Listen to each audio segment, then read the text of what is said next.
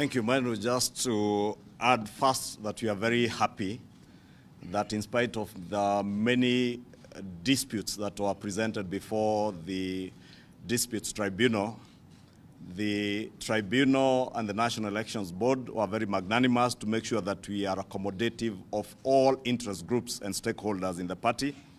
And that is why NEC and the National Steering Management Committee, under the able leadership of the President, we resolved yesterday that it is only fair that we accord all those who have expressed interest to run for elected positions at the grassroots level an opportunity to do that through the repeat elections in the select polling stations that had disputes. Two, is to state that our party, being a very accommodative and all-inclusive party, one where we do not want to leave anyone behind, we also resolved that we need to give all our members in the National Governing Council, that is all our elected leaders, a midterm report on the implementation of our manifesto.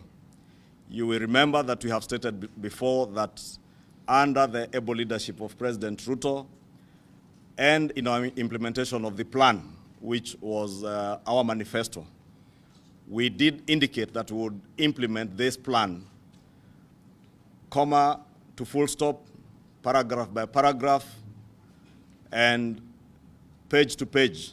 And those who have been very keen will see that all the government programs that we are rolling out, whether it is rollout of the infrastructure fund, all these are things that were in our manifesto.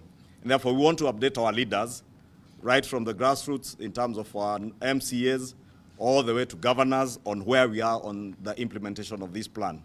Two, as I said, being an inclusive party, we want to make sure that all our leaders and all our party organs are involved in the process that we did mandate the party leader under the NEC organ, mandated him to engage with ODM in structured negotiations to make sure that as we go to the 2027 elections, we have a party, one that has proper governance structures and whose mandate comes from the people, right from the grassroots.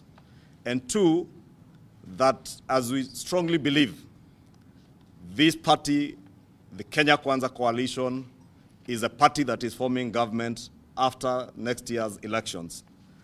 But we have invited our colleagues in ODM under the Broadbased government. We have had a very good working arrangement with them.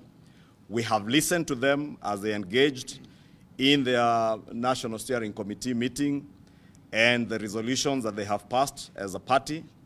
And we welcome and accommodate what they have said. And that is why we mandated the party leader to constructively engage with them. And we want to take that decision now from NEC to the next party organ, which is the NGC. And we will be taking that to the NGC on Monday next week under the chairmanship of the President, State House on Monday. As I said, we don't want to leave anyone behind.